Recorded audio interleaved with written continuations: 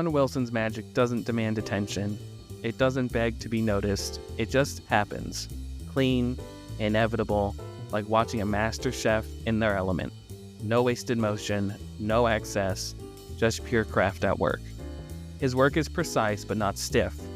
It moves with the kind of rhythm you can't fake, the kind that comes from years of obsession. He studied the greats, Vernon, Marlowe, the guys who built the foundation. But he's not here to be a historian. He's here to make something real, something that matters. John's magic isn't about showing off. It's about stripping away the unnecessary until all that's left is the effect in its purest form. No extra words, no filler, just the right things, in the right order, at the right time. Because of the best magic, the kind that sticks with you, doesn't feel like a trick. It feels like a shift, a moment where reality bends just a little. And when it's over, you're left wondering if it was always supposed to be that way. This is the MO Sessions, and this is John Wilson.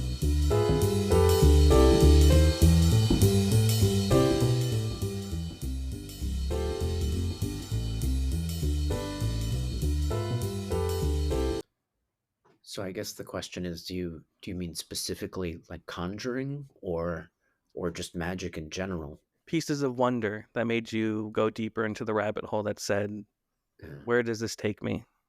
Yeah, I don't think I really encountered conjuring until much later in life than most people experience it. I mean, I'd seen the odd card trick and things like that, but I loved magic before then, and the idea of what magic can do, at least in fiction.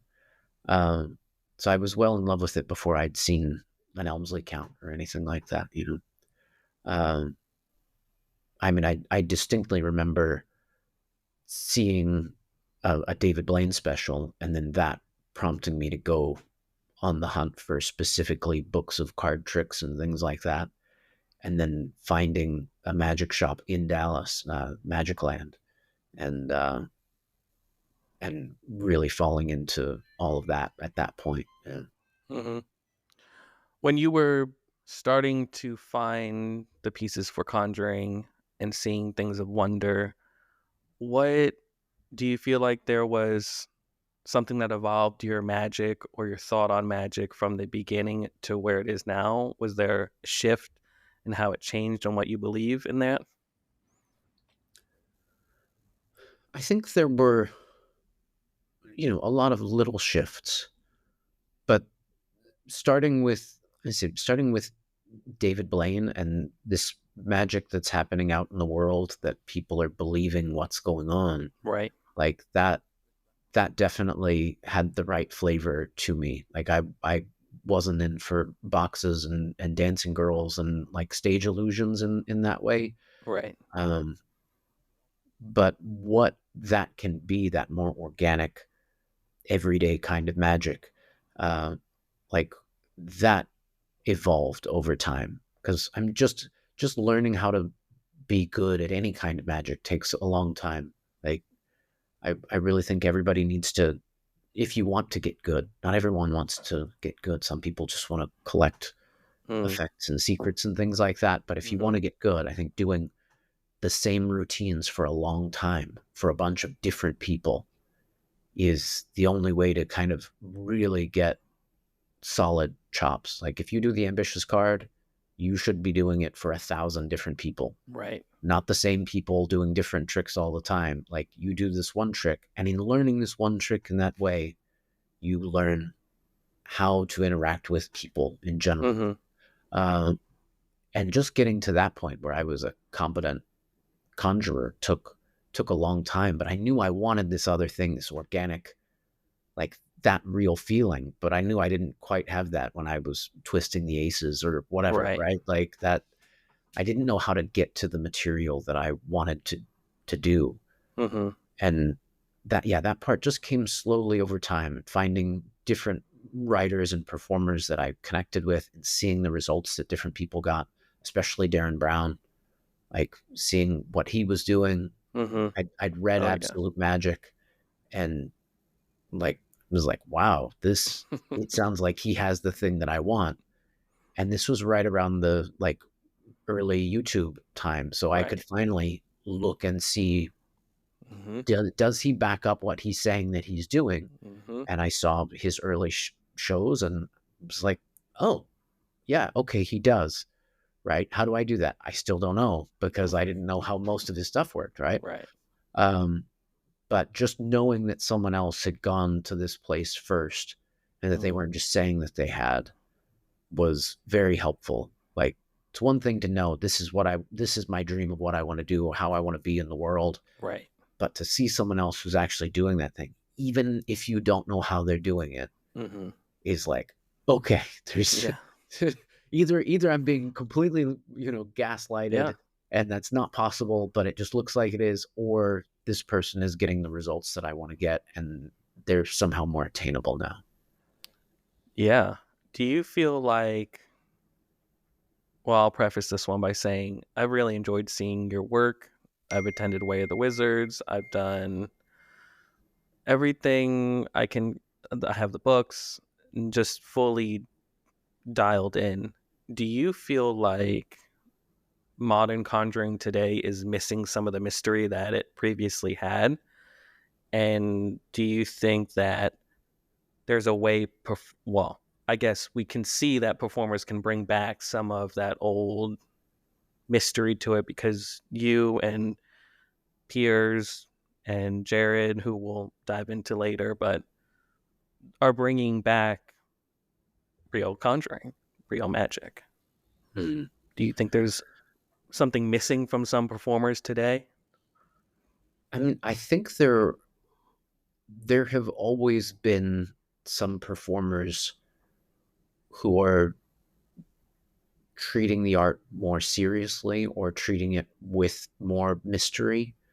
Um, but the majority is always going to not be that because it's easier to not do that. It's Mm-hmm. like if if you want to make a living as a magician, you can do so by just doing, the patter that comes with the tricks.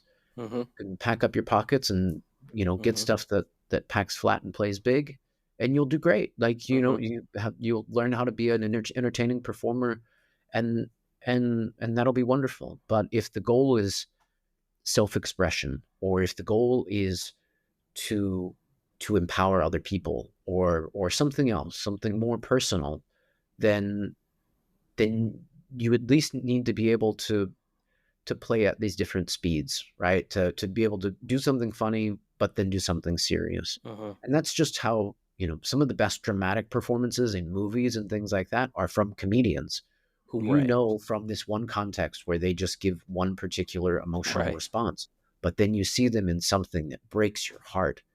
And Right. especially if it's some movie or performance where it's doing both. Like, now your emotions are whipping around in all these different ways. Mm-hmm. And and that, I think, is just true mastery of the craft of, like, really getting someone to all of these different places, wherever the role, wherever the performance piece that you're involved in, like, wherever it demands that if you can get people's minds in that place, then Mm-hmm. it was a success. Um, but yeah, a lot of people, because they're performing magic as a job, aren't trying to Right. do that. Like, if you're working in a corporate environment, you're probably not trying to heal any phobias while you're there at the stockholder meeting, right? Like, Right. that's not going to happen. So there are times and places for all of the different things, Mm-hmm. and I just really love being able to explore more of that spectrum, and do the things that I love for the sake of doing them. Like, I like getting paid and working gigs too, but I usually keep at least a hint of that kind of stuff going on. Right. Even if we're not Mm-hmm. expressly talking about it, those things are underneath, and I just really like them being present. These additional frames that I have on my performance and who I am. Yeah. Yeah. Yeah. Do you feel like when you're structuring an effect, are you thinking more about the method, or is your belief system for conjuring heavily instilled into structuring the effect? So an effect will come about in a bunch of different ways. The worst way, I think, is if we're talking about the result that we get from that instance at least, is for it to be based on the method of this. I have this way to do this thing. What do I say to go with this thing? This is always going to be the weakest. Like starting from the things that no one is supposed to see or care about Mm-hmm. is never going to be as strong as starting with what is the story, the narrative, what is the thing that everyone's supposed to see and everyone's supposed to care about, and Mm-hmm. then retrofitting a method, an effect, something like that that Mm-hmm. works within that narrative. Uh, and that's one of those things that, like, it's a piece of advice that you hear early on in the process of becoming a magician, Mm-hmm. and you're like, well, that sounds great, but I have no idea how to Right. do that, right? Like, and that's because what you have to do early on is to build up your your abilities, right? You have to build up your level of knowledge and the things that you know, the craft portion of it, so that you can then solve problems, right? And your own problems, if you're really trying to express yourself artistically or build the best show or whatever, right? Like, those are always going to be much harder than methodological problems. Mm-hmm. Like when I'm consulting for other people, or for, like, there's a stage show that I a play that I'm consulting for right now, and, like, the problems that we have to solve there are just so easy Mm-hmm. because they're not mine, Right. right? It's like, we need a rope routine. Okay, do you want it to look like this or this? Do you want it Right. to go this direction? And it, like, Right. I've got 1,000 rope routines for Right. some reason that I've never used because I don't do rope magic. But Right. in getting my base of craft, my base of skills, I am learning things I don't even realize I'm learning, right? Mm-hmm. Like, I'm in this show, there's a spirit cabinet, and there's a brand new illusion that hasn't really existed anywhere. Oh wow. And if you ask me, what do I know about spirit cabinets or magic boxes like that, I Right. would tell you I know next to nothing. Like, but as it turns out, I've read a lot of books that have a lot of information about Right. that. And I know how magic needs to be staged. And Mm-hmm. looking at the thing that they've built, I can tell them where the problems are Mm-hmm. because I can see into the box here, because this isn't sturdy enough, right? Like, they, when you've built up your craft, then you know more than you realize you know, right? Right. You've got this base of knowledge and you Yeah. can answer questions. Yeah. Yeah. 100%. Yeah, I Yeah. think I think it's really important to.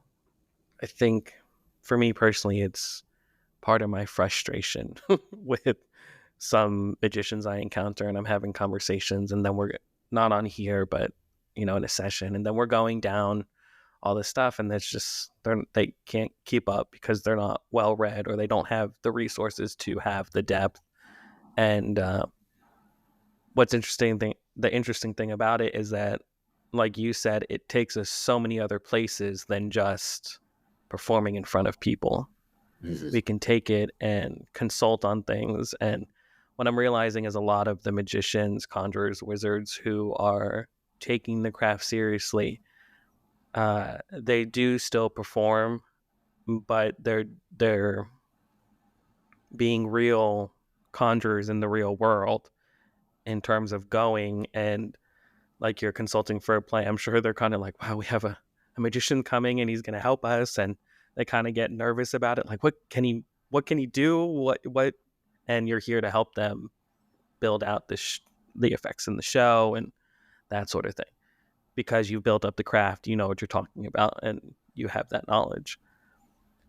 You wrote your new book, Lesser Magic, is really, I never compare anybody's work, but all of your books are fantastic. I think Lesser Magic is on level with the rest of them. I don't. There's, for me, books aren't. Um, you talk about Vernon's solitaire in there, Mhm. which We very briefly, I don't even know how long ago, briefly exchanged messages about it. And I love Vernon Solitaire. I've always found it fascinating. The only problem I had with it was the text in the book. It kind of doesn't explain it very well in the chronicles. Mhm. You took it and you pretty much were like, this is literally just what it is. But let's take it a step further. Can you talk about, we've talked about kind of structuring and effect. Can you talk about how you came through Vernon Solitaire and what captivated you about it?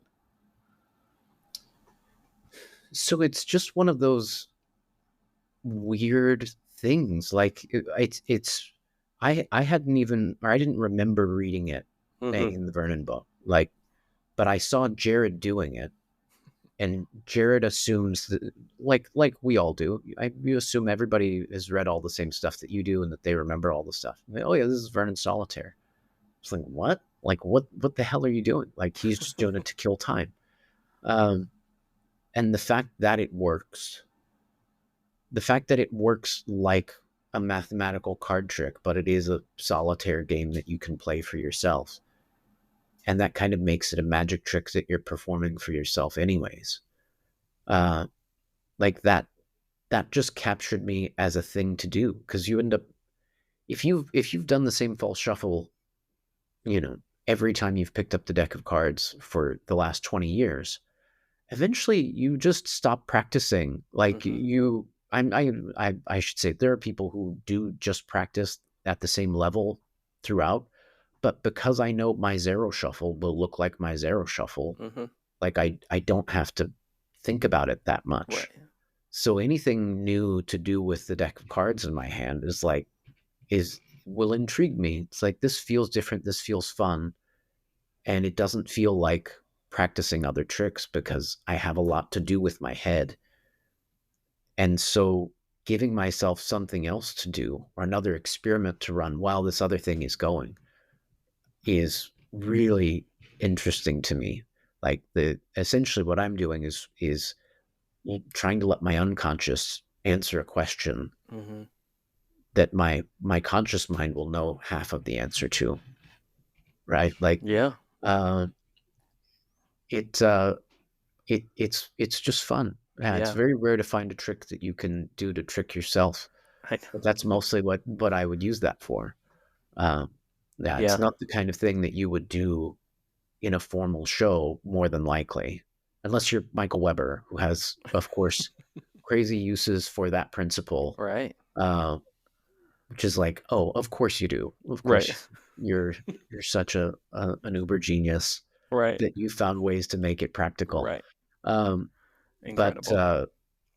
but yeah, like having this thing that is this more intimate thing, that's so intimate that it's happening for me in my head, and it still surprises and delights me. Mm-hmm. Like, yeah, that's pretty rare. I think it's interesting that you took it and you put it as if you could perform it as a piece, in a show, Mhm.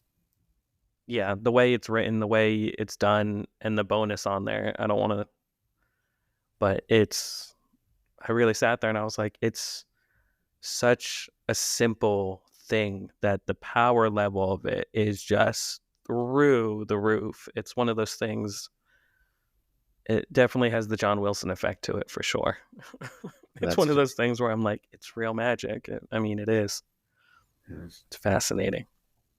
Um, while we're on Vernon, I feel like Vernon's work is endlessly studied. Um, but I don't think it's always, with the exception of Jared, is fully, it's rarely fully understood.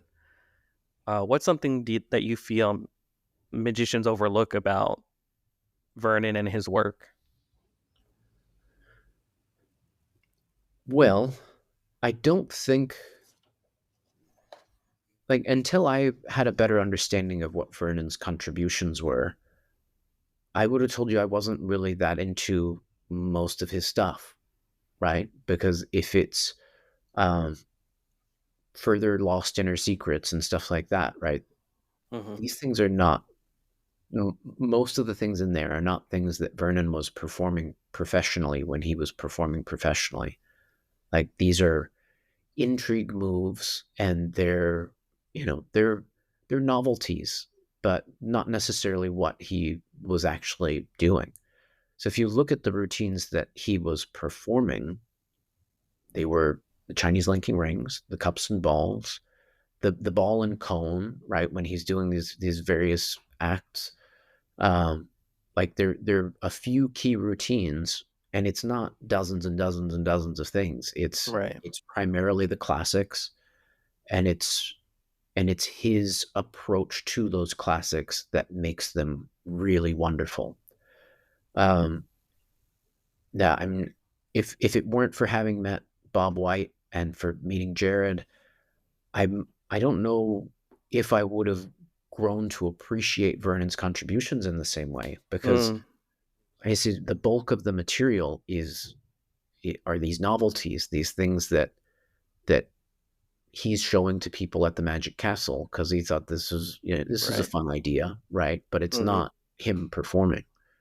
You have to remember Vernon. They called Vernon the professor in the 1920s, right? Like they're calling him an old man back Mm-hmm. then, and then he just stayed old.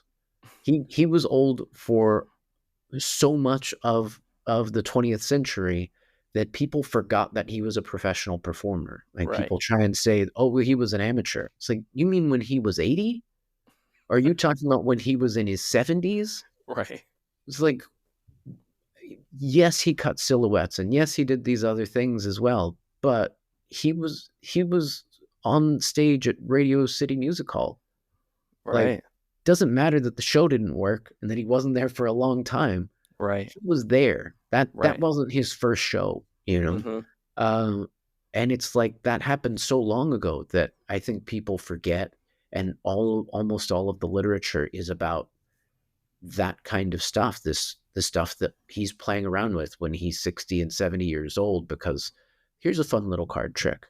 Mm-hmm. Yeah. But it's like, what was he doing close up in the 1940s? He was doing Triumph and the Ambitious Card, and he was doing the various coin tricks and Mm-hmm. things, but he wasn't doing, he wasn't doing some routine with four red backed aces and Right. four blue backed aces, and Right. then one transfers from here and turns over. Like Yeah. that's not It wasn't that's a not thing. his approach.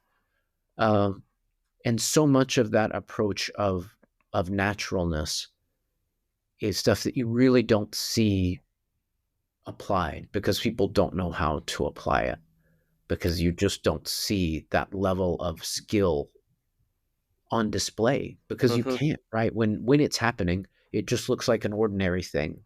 Yeah. When you see Bob White do a show, they don't look like the craziest effects in the world. He's Right. doing restored rope, he's doing the egg bag for Oh, these kids, right? right. Like, but it's this very natural approach. Like every move is thought about to, and by move, I mean every movement that he's making with his body and his eyes.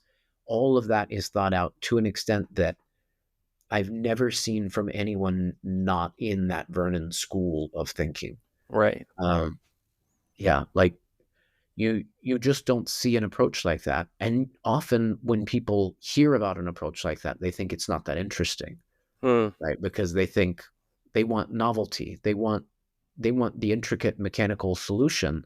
They don't Right. want an hour-long lecture on just the double lift, which Bob did at a TAOM. Like Yeah. I thought it was fantastic. One of the best lectures I've ever seen. And there are people getting up and walking out of the lecture. And it's like, you use this double lift all the time, but you're doing it wrong, and you're not listening to this is how to fix it, right? Right. Like this Right. is why it works this way. But getting into details like that, often it exhausts people. Like they don't care about it to that extent, or they don't think it matters. They think, well, this flies. When I do this, nobody says that they notice it, so they must Right.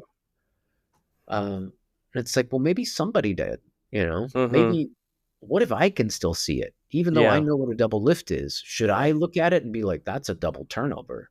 Right. Look at the weird way his thumb is holding that card. Like if I'm seeing that from the back of the room, someone who's not a conjurer in the room is thinking that that looks suspicious. Yeah, absolutely. Yeah. Luke Germain did a Vernon lecture at the session that just took place, and Mhm. the entire lecture was pretty much him talking about the importance of Vernon trying to find a way to turn over a card and how it Mhm. looked. And it was just great. Tell the But story about putting on jackets. yeah, Yeah. it was him. I don't want to talk about it on here, but it Mm. was him kind of going through three effects and turning over a card. And it started with twisting the aces. And then it talked about, it went into triumph and all that. But invisibly turning over a card was part of Vernon's mission of how to make it look like we're not just turning over a card or two cards. Right. Or And it was fantastic. I think, the fact that I'd be curious to know how many magicians walked down on that, because I could totally see how some magicians would sit there and go, I don't want to sit here and listen to Vernon. Well, and I said magician casts a pretty wide net, and not everyone cares about that stuff. Not everyone Right. needs to care about that stuff. Yeah. Like, if you don't do any card effects, then hearing an hour-long lecture about the double lift might seem like a waste of time if you don't know how to apply that Right. thinking process to Mm-hmm. the things that you are doing. But but if all you're doing is buying the new packet tricks this Yeah. week, you're probably not going to perfect your double lift, and that's fine. Like, that's your interest, that's what you're going to do. But if you want it to be really good, if you really want to dive in and understand how the basics of it work, then looking in that level of detail is one of the most important things you can do, is to really analyze what's going on.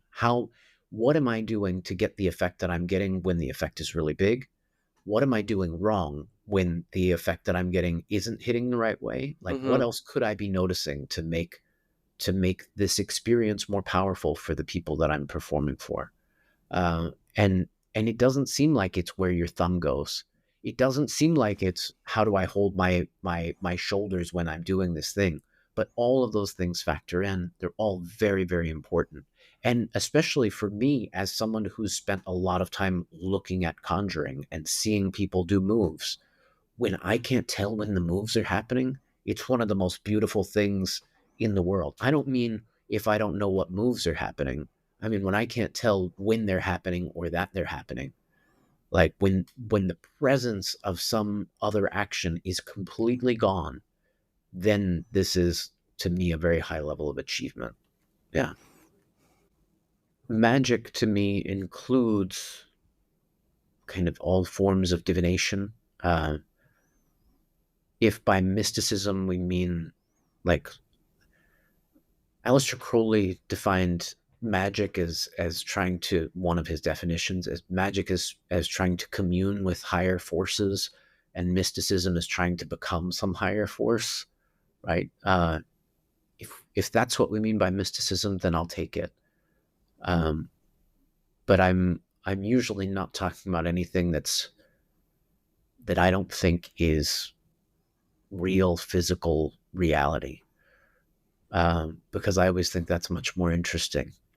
Um, but trying to kind of squeeze the most out of life is part of what that magical experience or mystical experience is to me. And to me, it's all one thing. It's just different ways of talking about the same thing. Tarot is just a card game. They're just playing cards, so they're no different than me doing a card trick Mm. with bicycle cards. What's different is the participants' relationship with them and the way that we can interact with the world of ideas with these different objects. Uh, but we will interpret them slightly differently. But they're from playing the game of tarot, and we're just playing a slightly different version of that when the cards come out. Let's talk about Dark Arts Press. Um, what made you and Jared created Dark Arts Press? What made you guys want to come up with it, create it? it's obviously an incredible, what you guys put out is just amazing. What made you guys want to do it that way? Dark Arts Press started as just a fake image, right? Like Jared had notes and was kind of helping people put books together, and you need to list a publisher. And so Dark Arts Press is what he just initially started calling him publishing books, right? Uh, the early ones are things nobody knows about, nobody can find. Those little pamphlets behind your forehead and thaumaturgy and things like that, Mm-hmm. um, which are all kind of full of things that end up published later on down the line, but just older versions of them. Right. Uh, and I guess really around the time that the first book of Paul Vigil's came out, that now it's a more legitimate kind of publishing house because there's wider releases of things going on. And I guess really in 2016 is when uh, the first volumes of You and Me and the Devil Makes Three came out, and it was really at that point that it became more of an intentional thing that we were doing together, and at least pretending occasionally to run it like a business. Yeah. Um, so yeah, it's a very small operation. It's just me and Jared, and Brooke usually takes the photos and does illustrations and things for us. Um, I mean, for the first couple of years that I had the website for it, there was nothing on the website, but Mm. they show an image of the water. Yeah. Yeah. Like, it was just that for a while because I was just selling books through Instagram and things like that. Oh, But really? the more and more you're doing things, you need to have some sort of a legitimate looking presence. Right. And so that's just us pretending to be adults. It's Yeah. pretending to have, more of a financial interest in the world. Right. Uh, yeah, which is also just a nice record to have out there for this is who we are. These are the things that we do, so that we're a little bit less of just a rumor and more of Right. an almost business, an Yeah. almost thing that people do. Yeah. Yeah. I've enjoyed what you guys put out. Even we'll jump into Invisible College here in a moment, but um, I feel like your writing isn't just a standard book on conjuring. It's not just the mechanics or, that sort of way of writing. Do you feel like you write for the magician, or do you feel like you write for the person behind the magician, Mm. or for Yeah, I yourself? hope the person behind the magician is the real magician, you know? Yeah. Like it's in in part they're little love letters to magic, I guess, Like you're writing to magic in general and just trying to maybe help people along the way if they're headed in the same direction. Uh, to a certain extent, it's just to share results, things that I've had success with or that have worked for me. Hmm. But even from like the first volumes of You and Me were it's like three tricks and three essays.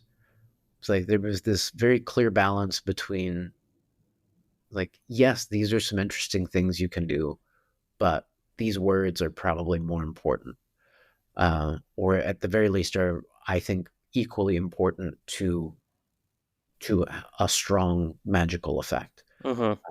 And having really just things that I actually perform, that I actually use, and not just novelties necessarily. Um, yeah, I think that's one of the kind of staples for the stuff that we're putting out is really trying to get the actual idea that we think is important across, more Hmm. so than you can do oil and water this way. with no extra card. It's Yeah. like that's a solution to a problem that I don't have. Right. But the problems that I do have are how to express myself, Mm, how to elicit the feelings that I want from the person that I'm with, how to take the magic that I'm performing and scale that up to a larger audience. mm. Yeah. Like those are all things that I think are really important, and those are usually the things that aren't talked about as much. You know, I I was doing magic for at least 10 years, which I really started in my like early 20s.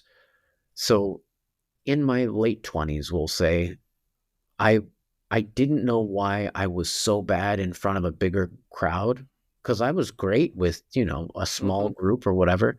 I didn't realize I was doing close-up material in a stand-up situation, Mm. that I should be doing parlor-sized material or something Right. that brought things from happening right in front and under my nose to up here. But my body knew. My body knew that no one in the room could see this thing. But my Right. attention is down here, right? My conscious attention is like, look, this trick is great. Right. It's like, yeah, but I knew that something was wrong. And it wasn't until I started focusing on the scalability of things and trying to understand how it fits in theatrically. I wouldn't have told you that I cared about theatricality or any of Mm-hmm. that kind of stuff before then. But as soon as I realized, oh, this is really important, right? Like Right. Yeah. this is the difference between being able to show something to one person and actually being able to share Mm-hmm. the same thing with 50, 100, 200 people. Right. Um, yeah. Yeah. Do you, is there a difference between performing magic as an art and practicing it as something closer to a ritual? So ritual and art are just different ways of describing anything that's going on, anything that you're doing, right? Um, art just comes from a word essentially that just means to make. Mm-hmm. And anything that you're making is art. And that includes making a face, that includes making a sandwich, that includes, you know, anything that you're really doing in the world. You can think Right. about it in terms of art. You can think about the way you walk down the street as in terms of choreography and dance. You can think about it in terms of poetry and whether you're spelling out something while you walk around the city. You Mm-hmm. can think about it in all of these different terms, or you can just not worry about the artistic part and just get to where you need to go. Right. You can think about the same thing in the words of ritual and all of these terms of, well, I'm going here because this is the next step in the journey, Right. because this is where I always go. This is how I do the thing. This is how I make my tea, right? It can be an art form, it can be a ritual. You can not think about it on either of those terms and still just enjoy the tea, but you'll probably like it better if there's these other elements in there. Uh, so I think when we're looking at ways to make things better, that's when it makes sense to break them down into the artistic part of it, the poetic part of it, the Mm-hmm. ritual part of it. But when we're actually doing the thing, it's all of these coming back together. It's Yeah. this alchemical formula of solve et coagula. Solve Mm-hmm. is to break things down into their components, and coagula is putting it back together. Right. And so if I have this ritual that I think of as a work of art, and the ritual is just the way that I get up in the morning, the way that I Mm-hmm. get from I'm not asleep anymore to I'm dressed and ready to go do things. All of that is ritual to me. All of it is art, Mm-hmm. even though a lot of practical things are happening along the way. Right. And that's just to get, I say, into my ritual form, to become myself, to be dressed as I dress. And then Mm-hmm. I go on and have the ritual of breakfast, ritual Right. of coffee, and these things, right? Mm-hmm. And yeah, trying to, anytime I want those things to be better, to be thinking about the ritual part of it, to be thinking about the art part of it, it always seems to improve it. What's the core philosophy around the Invisible College? Mm. The the Invisible College is, so historically, the Invisible College is more than likely just uh, something that was made up, saying that this is where the alchemists were at, right? Uh, someone that I was a friend of mine who at the time I was kind of teaching magic to thought there should be a school for this or something. Like, well, there's not. Well, there should be a group where we people talk about the things, and then you should make the group. Mm. And so he made like a Facebook group for people to come in and talk about things. And it was popular for a little while, or at least, as popular as something that niche can be. Right. But he asked me what it should be called, and I told him it should be called the Invisible College, right? It Mm-hmm. should be this thing that doesn't really exist, right? The Mm-hmm. school that's everywhere Right. because it's kind of nowhere, but nowhere is everywhere. Right. Um, and it's just a right. It's a school that doesn't quite exist that teaches things that aren't usually taught in most places. Mm. And over time, that's become this site on Thinkific where really we had put the tarot course. Jared and I taught a course on the tarot in the pandemic, which we taught kind of two times, and then it was like we shouldn't necessarily just be re-recording the same Right. information. We should have a home for it where this exists. And so I found a home for it on Thinkific, and we called that the Invisible College. Mm-hmm. And other courses and things like that I had done online mostly during the pandemic, and thought those should have a home too. And so now those are slowly getting their kind of more permanent home as I can find the time to record the stuff. Some of it takes a lot Yeah. of time to put together. Oh, I know. Yeah. Um, talk to me about framing for wizards. It's something you did previously, from my understanding, and now you're finding a home for it, like you've been saying. Talk me, talk to me about why now, why that's important, and everything about it. Each kind of level of times that each time that I've offered that course, it's been because people were asking me about it, or Mm. asking me before the course existed, asking me to teach them a thing. So Right. I had a few people that wanted me to teach them hypnosis or just wanted like lessons in magic. Mm-hmm. And I realized I didn't want to have to tell people the same thing over and over, like the same different people, the same thing. Right. So I was like, here's this thing. I wrote an 11-week course, just 11 written lessons that I emailed out to the people who had asked for it, and a few Mm-hmm. people that I thought would have asked for it, but seemed like they might have been interested. It was a Yep. very small group, but I sent that out, and it was just pay what you can, essentially, pay Mm-hmm. what you want at the end of the course. So they got to Mm-hmm. experience the whole thing, and then at the end decide if it was worth anything. Uh, Styled very much on the courses that Enrique Enriquez has taught with tarot and other kind of divination practices, Mm-hmm. because it just seemed like this is a very easy way to reach out to a bunch of people by sending them an email with this information in it, and then they can email questions back and start a conversation about these Right. things if they're interested. Right. Uh, and then during the pandemic, there were more people reaching out, wanting coaching lessons, that kind of thing. And anytime someone starts taking lessons in that way from me, this was always the stuff that I would start with. Like, this Right. is what I think is important. If Mm-hmm. if I'm any good at what I do, then I think it's because of analyzing it in this particular way. I don't necessarily think that I'm the most accomplished sleight of hand performer or anything like that. Right. I I try to cut as much of that out as I can, which is what you would do if you were the most accomplished one, Right. if you're really thinking about things. Um, but I don't think that's where my strength is. I think Right. my real strength is in paying attention to this kind of stuff. And it's elements from hypnosis, NLP, and a bunch of different areas essentially, and applying that to performance and to magic in particular. Um, and and yeah, so I taught it during the pandemic. and it took 11 weeks. We had 11 video calls, which is Wow. a lot of time. It was really Yeah. hard to schedule all of these things and to get, even in the pandemic when mostly people are at home, to get, 30 people online at the same time to watch a 3 hour me rambling session. Was really hard to talk myself into doing again. Right. Right? Like there's so much stuff to cover.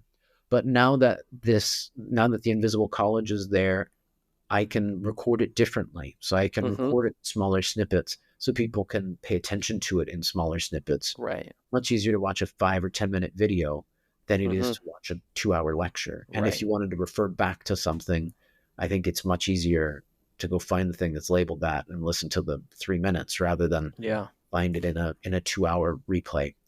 Um, so yeah, we're now we're in week 7 of posting that stuff up there, but some of the Wow. stuff that's getting added on is going into previous weeks. Mm-hmm. Uh, and we just have a few kind of Q&A live calls peppered in throughout the Mm-hmm. process. But yeah, it's the things that I think are most important about conjuring, the things that I've learned the most uh, about hypnosis, conjuring, all of that stuff, all Yeah. boiled down into a few hours of me talking. Sounds great. Do you, is it more philosophy? It's just you going over, like, as if I'm sitting with you right now and we're talking about some of the things that you, is it expanding on the work in your books? Is it? There's some of that. It's mostly very practical, like Mm-hmm. very practical ways of applying things, even though they don't always seem that way. It's this solve and coagula idea again. Like the first thing that we do is break down in minute detail sometimes a lot of different aspects of how people are framing things, how they're interpreting the situation that they're in, and how we can guide that interpretation or get them out of the particular interpretation if that's what we need to do to give them an experience that's wonderful, right? Because the first thing you have to do is get someone open to the idea of having the experience in the first place, or notice whether they're ready for it or not, right? Right. So it, I'm sure it doesn't always seem practical, but to me, it's very practical applications of psychological principles and case studies from hypnosis and from psychomagic and other like Right. realms of therapy specifically that are known for giving these powerful experiences to people and how Mm. we can apply that. And yeah, some of it is stuff that's easier to apply. Some of it is stuff that is more particular to doing specifically a hypnotic experiment with someone. Mm. Um, but uh, again, in just like in studying the double lift to get better at minimalism, sometimes you see the way that fine tuning happens for getting someone's hand stuck to a table, Right. and you understand how to get them to really react when their card turns over, right? How to build the expectation and to get them into the moment. Uh, yeah. So to me, it's all very practical, but I'm sure that there's been one or two people who took it and were like, "What is he talking about?" Right? Or thinking that it's all philosophy, but but I think it's the most practical philosophy there is. Yeah. Yeah. I think, you know, it's part of the reason why I'm so dialed in with what you guys are doing, Jared and even Paul and Pashota and just that whole thing, because but aside from what you guys are talking about, I get a really big kick out of people who are like, I just don't get it. I'm like, well, then it's not for you. You can go ahead and just, and when I attended Way of the Wizards, it was one of the first times that shifted my, I was already going there, but it shifted significantly my process of thinking about conjuring, performing it, being a conjurer or a wizard, and just my approach to it all. My best friend in magic, who uh, he wants to remain nameless, but he was always put me onto you guys and everything. And it's one of the best things I've discovered through the community of magic. And also because it's also kind of like a smaller community in magic of people who are so focused on creating real experiences, real magic. I don't know how else to put it. And a lot of people, when I lay people and I talk to them about, yeah, real magic is the goal, and this is what, they don't get it. They're just like, what? It's just pull silks and rabbits out of hats, and I'm like, it's far, far, far, far from that. It's not even that. Yeah. So I mean, the purpose of typing a word is so that the person looks at it and knows that word and that they yeah, understand what you mean. yeah, But if you put the words in the right order, then suddenly, people tear up when they're reading them. It's yeah, like you want a powerful experience yeah. like that's pretty straightforward.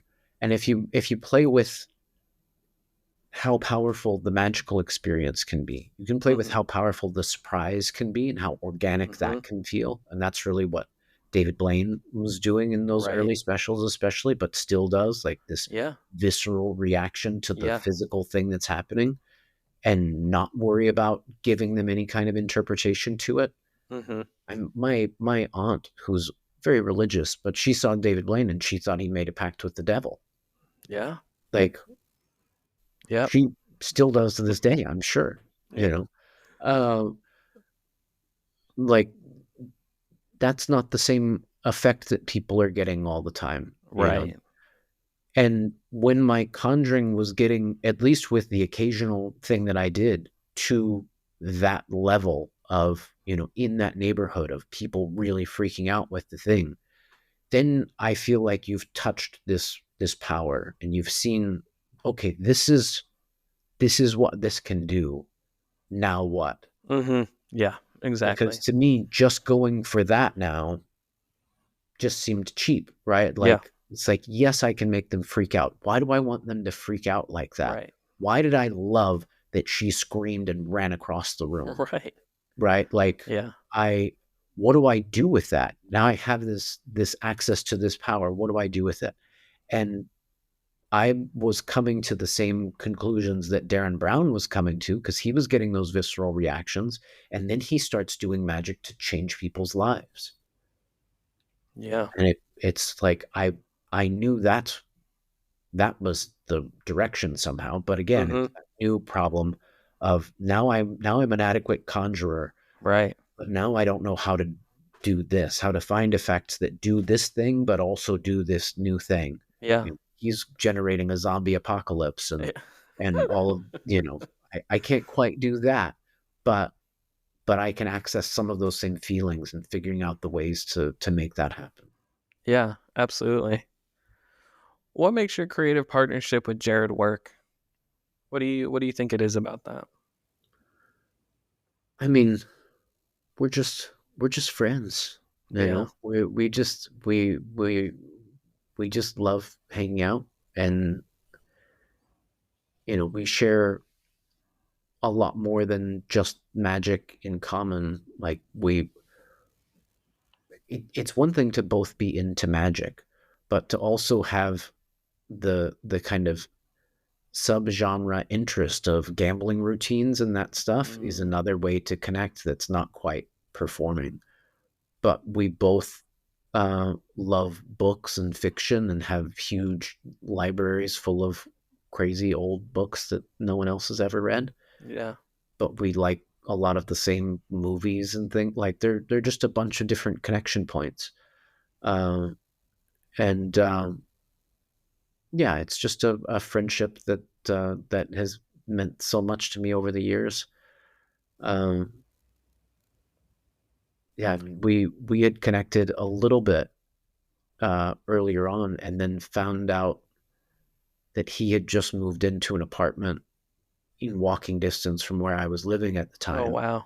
and so we just started hanging out every day, right? Like Yeah. we just started going around to we used to go to a bar called Vernon's because it was also right around the corner. That's funny.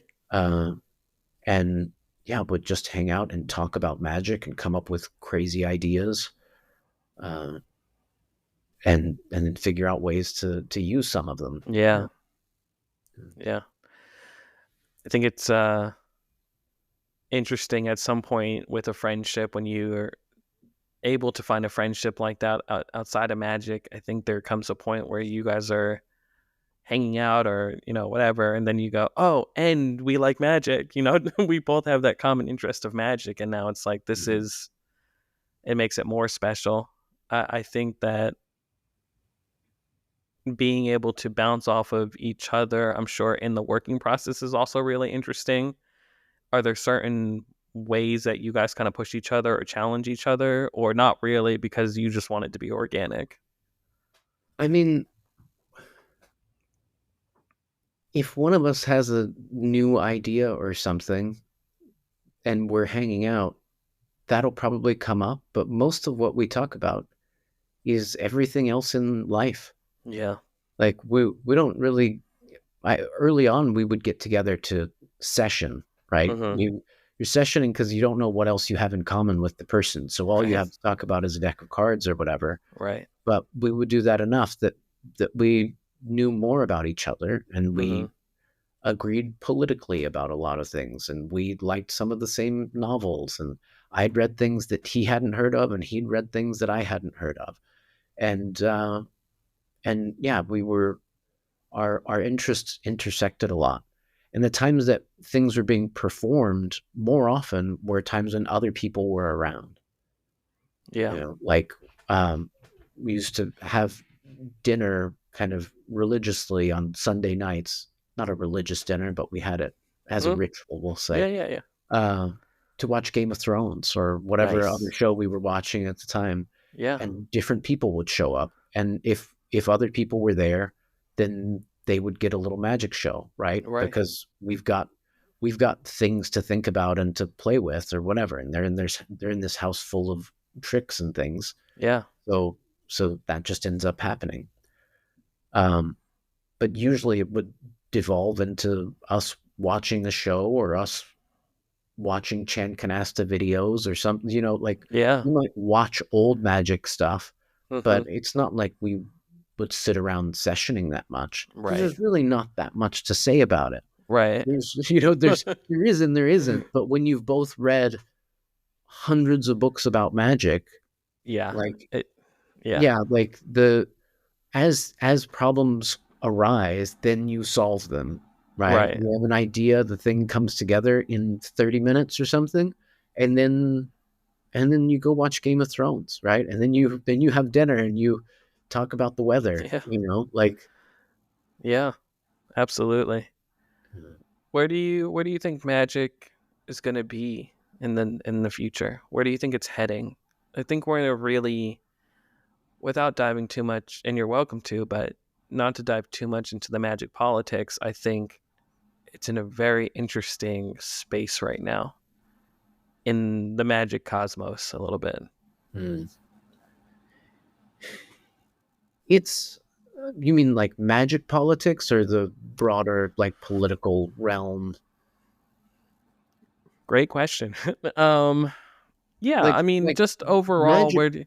I find it, well, my belief in magic, and I get a lot of flack for it, but it's very split. There's your end of the spectrum where we're taking it quite seriously and we are wanting to expand on it and share it and just do everything we can to make it better in some way, whether that's the intention or not. You're contributing. And then there's the other side of the spectrum where it's like, without naming companies, putting out everything and we're trying to feed everybody, it's a farm system of feeding everybody into the convention and then the online stuff and then the big box stuff. For me personally, I think it's split, and I hate to say it that way, but So I mean the business of selling magic to magicians is of course going to continue to grow, and like that's what the websites are there to do. Mm-hmm. They're there to make money. They're like I said, they're there to show you the latest trick so that you'll buy the latest trick, and then they're going to show you the next latest trick because that's what they're there for. Mm-hmm. It's not necessarily uh, to change the way that you're performing things or for you to necessarily get better. Like I say, that's Right. not everyone's interest in magic as a hobby. They want to collect, they want to be in the know, or they want to Mm-hmm. be seen as a magician. They Mm-hmm. just want to hang out at the table like that. All of those things are valid, and they're all good reasons to play. If you like collecting tricks, there's nothing wrong with getting the latest tricks as long as you're not overdoing it and spending more Right. money than you should be doing. But Right. all of that, like the magic politics and the magic market in that way, I mean, all of that is newish. Mm-hmm. That didn't exist 200 years ago. Not Right. really. You had places that specialized in manufacturing magic props, and if you paid them, they would have made it. Yeah. But there wasn't this large market of magic hobbyists buying tricks in that way. Yeah. Uh, and really, in modern times, you have a bunch of little pockets of people with vastly different interests in the magic worlds. Like, there's not just one. Mm-hmm. There's like Jared and I both wrote product reviews for Magic Magazine for I did it for about 3 years. I think he did it for 5 years. Mm-hmm. Almost no one that I knew in the magic world knew that we were writing for the magazine because they didn't read the magazine. Right? Like, so the people who are subscribing to magic periodicals Right. overlaps the people that I meet at close-up conventions, but certainly isn't the same group. So there's this Right. base of readership here. There's the base of people who just go to conventions because they go to their local clubs, and then they go to the bigger conventions because they found out about them at the local clubs, but they don't ever read the magazines. There are the people who just know magic because they've read magic books. There are people that just know magic because of the Tony Hassini videos. Mm. That's all of their, like, it would have to be because there's so many hours and hours of footage of so many people doing things. It's like, if Yeah. you're subscribing to that, that's probably all of what your interest is, and all of what you're doing is what's on there. Oh, And you right. don't know about the magazines, or you don't know about the books, or you don't even know about the big conventions. Right. And there are people who are just performers who have no interest in the magic marketplace, wouldn't sell anything. Mm-hmm. They're just going to do their gigs. Mm-hmm. So they're all in different pockets, little pocket universes of what it is to be a magician. Right. And I say they're all okay. They've all, to a certain extent or another, existed at least as long as people have been trying to sell stuff to magicians. Mm-hmm. But the oldest way that it is the performer who doesn't share anything, who just does their show, who learned by watching or learned from a mentor or something like that, and just gets on stage and does the thing and goes home. Yeah. Right? Like, that's Yeah. right. They're all magicians to one extent or another, but not necessarily having the same kind of experience. So, Yeah. I mean, you've got people now who all the magic they know from one YouTube channel or something, or they Yeah. only know it through exposure videos that 9-year-olds are posting on Yeah. YouTube, right? Mm-hmm. Like these people are also magicians. They've Right. never heard of Magic Live. Yeah. They've never heard of the Genie Convention or Genie Yeah. Magazine or anything. Yeah. Unless it comes up in the channel, then maybe they'll know about it. Yeah. Uh, I'm a but barber by trade, so it's the same thing. Barbering is like the second oldest profession aside from probably prostituting. mhm. And it's now it's all these guys learning on YouTube and all, and that's great that they're learning that. But when you're going to barbering college, you're learning the history of barbering and the barber pole and the bloodletting and all of it. It goes, people don't realize that when you go to barber college, it goes in depth.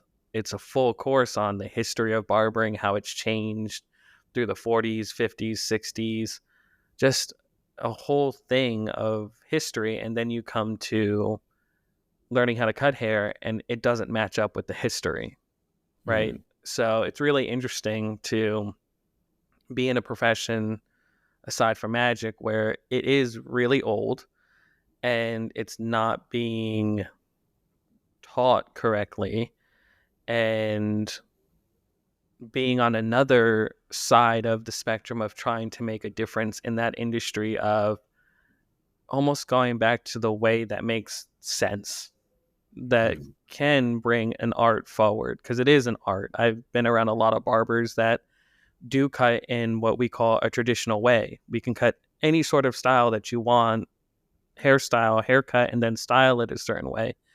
But it's a lot of the times magicians are like, oh, these clippers suck, and it's like, no, that's a user, that's a user situation. And I find it, yeah, it's interesting to find a parallel where that's happening in the industry now, where there is a brand now who is focused on bringing it all the way back to the 1800s, and they have a shop in the same way, and they're teaching it, very similar.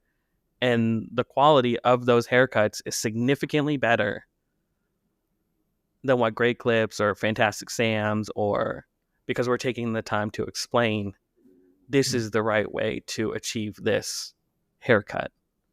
Doesn't Right. take an hour to do a haircut. We dial it in for 25 minutes. We talk to you and all this other stuff.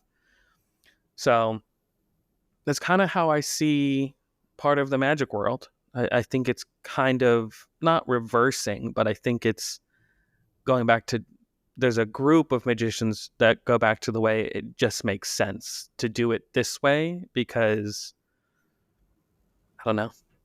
I get a lot of flack for that, but Well, the thing to keep in mind, I think, is that there's not a way for everyone to get to the same level. right. Like that won't be the case. Even like attempting to shift the art form forward is a thing that doesn't quite happen. Like Mm-hmm. that's just not the way that it works. Now Right. getting yourself better, now that's something that you can do. You can Mm-hmm. improve and pay attention to things that you weren't paying attention to and get results that you weren't getting. And by moving yourself in one direction, really what you're doing is every time you're getting better, you're seeing more people that aren't as good or aren't paying attention to the things that you were paying attention to. Mm-hmm. So it's going to seem like it's getting worse the better that you get. Yeah. Because whoever is the best conjurer on the planet is looking back at the rest of us. Mm-hmm. It's like, what pathetic. Like right right, it's like they're not even doing the thing right. they Yeah. don't they don't know they don't know about XYZ. I can't Right. even say what the thing is because it's something that I don't know, Right. but this person does. And they're undoubtedly people further along the line than I am that know more than me that look at what I'm doing and they're like, no, it's not great. Yeah. Whereas I'm looking at people who aren't paying attention to what I'm doing and going, this is what I would change. Yeah. This is how they can get to here. Yeah. The more magicians there are, the more people you'll have at the bottom end of that, the fewer you'll have at the top end. Right. Like having more magicians overall will ultimately lead to individuals, outliers that are further along the line. Just statistically, you'll have people who know nothing. You'll have people who know Yeah. essentially everything. Yeah. But at no point will the bell curve cease to be a bell curve. Right. It will still be a distribution of everyone at all their different skill levels. Now, Yeah. the thing that's changed dramatically as we've gotten more magicians, I say in the last 200 years, as this magic market has existed, is the access to information. Is you Mm. knowing that they're out there and you being able to see their shows because they're Right. posting them on Vimeo, Right. right? Like somebody posted a terrible show and you looked at it and you're like, why would you do that? Because they don't know. They don't know Yeah. it's bad. They think it's Yeah. good. They're proud of it. They're glad they did a show. Yeah. Um, And maybe it's not that bad. Maybe Mm-hmm. I just think it's bad because of where I am on that bell curve and Right. seeing things that I would have done differently. Mm-hmm. But uh, yeah, I wouldn't try to move the bell curve over. Just move yourself. Just get better at Yeah. that. And if you can help somebody else along the way that's trying to get to the part of the curve that you're on, then you help them out, right? Like 100%. that's the thing to do. But I got off that train a long time ago. right, right. What do you wish more magicians understood about their craft? Hmm. I suppose I just wish that more understood how powerful it can be. If you see what all it can do and you just decide, okay, that's fine. I just don't want to go in that direction. That's Mm-hmm. fine. But not knowing that those avenues exist, uh, that feels a little sad to me. Yeah. Like thinking that it can only be one thing. But but again, if it makes them happy, if it's what they want it to be, then I don't think it needs to change for my benefit. Yeah. But but if they want it to be more, just knowing that there are these other options, that there are other notes that you can play with the same instrument, then I think it makes it a lot more enriching, a lot more interesting. Absolutely. I'm gonna wrap it up here with a couple more questions, if that's okay. Um, what's next for Dark Arts Press? What's do you have? I'm the Invisible College has you pretty occupied right now, so I'm pretty sure that. Do you want to grow that? Do you want that to be the Invisible College where you're doing Way of the Wizard sort of stuff with you and your friends and having them come and do something on there? But have you even thought about that? I don't I know. mean, there's potential for that kind of stuff, Yeah. but not so much. Like it's we're we're never really trying to grow that much. We're like Dark Arts Press grows out of necessity, Mm, essentially. It was much more difficult for me to respond back to everyone's questions about what's in a book on a DM on Instagram than right. to just have a website that says this is a picture of it. Here's the Right. table of contents. Right. Now I don't Yeah. have to give you my PayPal. You just click the button and it's there. Yeah. Uh, it's not. It's but while it does make a little bit of money, it's not. We're we're lazy. I don't know. Like, we don't care about that too much. We're not trying to grow Yeah. a brand. We're not trying to be Yeah. you influencers in that way. Yeah. We're just trying to share the things that we do, and having a website for that helps us to do that. In a similar fashion, the Invisible College is helping to make sure that if people are interested in these courses that I've done already and the ones that I am planning to put more out on there, that they have access to them and that there's kind of a permanent place and that you didn't just have to see an Instagram post on a particular week 3 years ago to have been into the thing. Mm-hmm. Um, yeah, so it's essentially just not trying to hide the stuff that shouldn't be hidden. Yeah. Um, yeah, as far as Dark Arts Press, I mean, the most recent thing was Lesser Magic that you mentioned, which came out last year and is available on darkartspress.com. Uh, I mean, if you notice our publishing schedule, the last books I published were You and Me and the Devil Makes Three and Post-Digitation, and those both came out in 2020. So Yeah. it takes a long time from writing the thing to get the book put together, and often it takes a long time to decide that I'm going to write a book or to find the time to do that in the first place. Um, so yeah, next book, I mean, it would have to be years down the line because I haven't written it yet. I haven't Yeah. started writing a book or anything because I'm not sure. I'm not sure what the next thing would be. Yeah. Um, but as it happens, if I start writing, then eventually there will be a book there, and then eventually Jared will have time to edit it and put it together, and then there'll be another book, right? It just happens organically as needed rather than trying to respond to market forces and being like, Right. oh, we need to get back in there with something Yeah. else. Yeah. Um, that's just not quite how Becomes we a do different it. monster. It's and I mean you tend to I'm not having nearly as many ideas of new performance pieces and things because I have so much material of my own that I'm often doing those things. Mm-hmm. Um, and especially for it to be something that I'm doing that is enough mine, like methodologically, to share in a format like that. Right. Um, yeah, there are things that I love performing that yes, I have a presentation for, but it's not my thing. Right. Um, yeah, so having the right kind of material to fit into a book like that, that's not retreading ground that we've already done, is it'll just take time.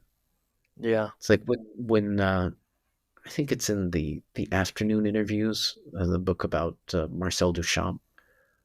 The guy asks him, I don't remember what the number is, but they they said, why did you only paint 11 paintings, or it's some number like that? And he says, I only had 11 ideas.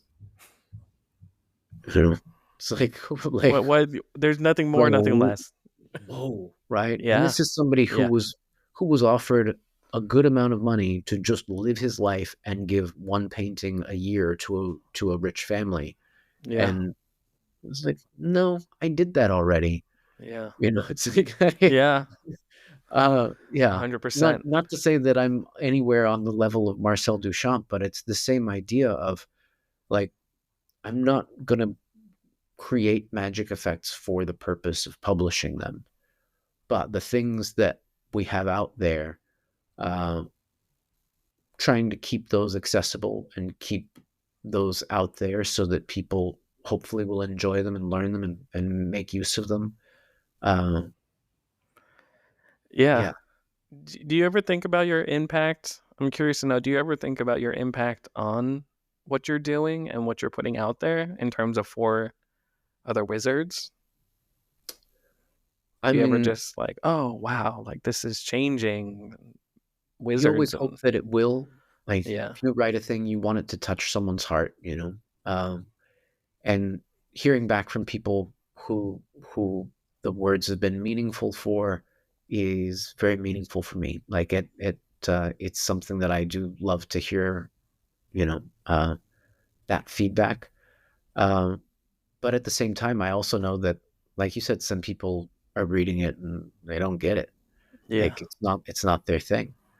Um, but but the things that we're sharing, I say it's usually the stuff that I think is most important. It's usually the stuff that's had the biggest impact on me personally. right, And that's why it's like, look, this is this is the thing. This is what I think it's all about. Um, Especially like a book like Post-Digitation. I didn't know what to think as we're putting it out. It's the thing that we made that we've been the happiest with. right, But it's also such a weird book. yeah, I've never read a magic book like it. But even when I read it, I'm like, wow, like this is like we all have that same reaction. it that's part of why the new Yeah, book is called Lesser Magic, is to take some of the heat off. It's like we don't have to compete with ourselves. right, It's not about outdoing what we did before. Um, but these are also ideas, right? This is also important stuff. Uh, yeah, yeah. I mean, I I still don't know if I'll write a book as good as Post-Digitation again, don't cut because yourself short.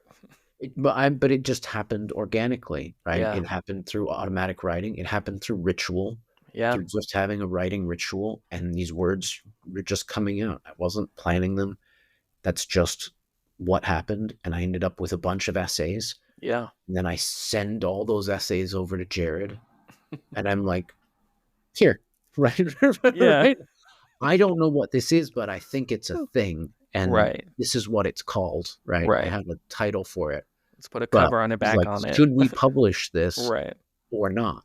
Like, and I'm glad that we did, because it's such a strange little book, but It's a great book. the most powerful thing to me. But yeah, doing that, and the Invisible College stuff is, I've got a couple of other things to put up there when I find time. Yeah. First, I've got to finish the biggest course, is the framing course that's going on right now. 11 weeks is a long time. Yeah. Doing something like that. Yeah. Where can people find it? What are the links for it? How can we get in touch with you if anyone wants to? So my website is johnwilsonwizard.com. The books and things like that are available on darkartspress.com. Both of those have links to the Invisible College, which is the invisiblecollege.thinkific.com. Right now there's the tarot course on there and the framing course that's underway. Anybody who's in Dallas in the month of March, if you want to see Box, to play about the life of Henry Box Brown, was a slave who mailed himself to freedom. And became a magician and hypnotist and that kind of stuff. That's the play that I'm consulting for now, and it should be running through the month of March at the Undermain Theater in Dallas. So don't know where everybody is geographically, but you should come out and see some of that. Incredible. The last thing I'll leave everybody with is my previous guest, Noah Levine, out of New York City, left you a very kind note and question and was curious. And his question was, what was the last or most memorable dream you had about magic? Literal dream. So we dream every night that we're asleep, and we know this from studies, dream studies, where they'll wake the sleeper up and ask them what's happening, and there's always an answer. There's, I was at the supermarket and XYZ was happening, or I was swimming with sharks, or right. You wake them up at any point, and there's always some experience going on, but we normally don't remember what the dreams are.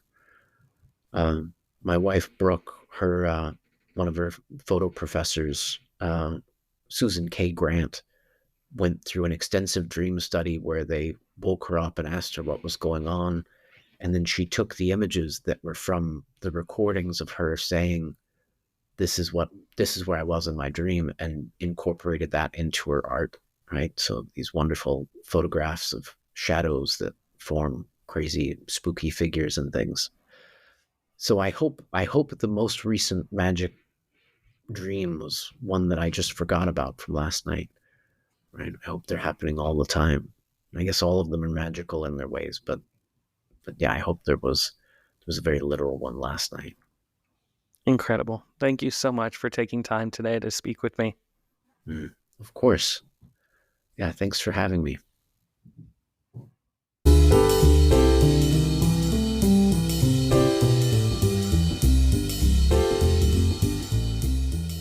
Magic is more than what you see. It's wonder. It's storytelling.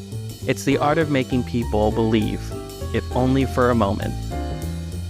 My name is Benny Slade, and this is the MO Sessions, a podcast about magic, but not in the way you're used to. Each episode, I sit down with the minds shaping this craft, performers, creators, and thinkers. We talk about the moments that linger, the choices that create mystery, and the storytelling that makes magic feel real. No how-tos, no explanations, just real conversations about wonder, performance, and the art of making people feel something. New episodes twice a month. Listen wherever you get your podcasts, because the goal isn't just to do magic. It's to leave it better than when you found it.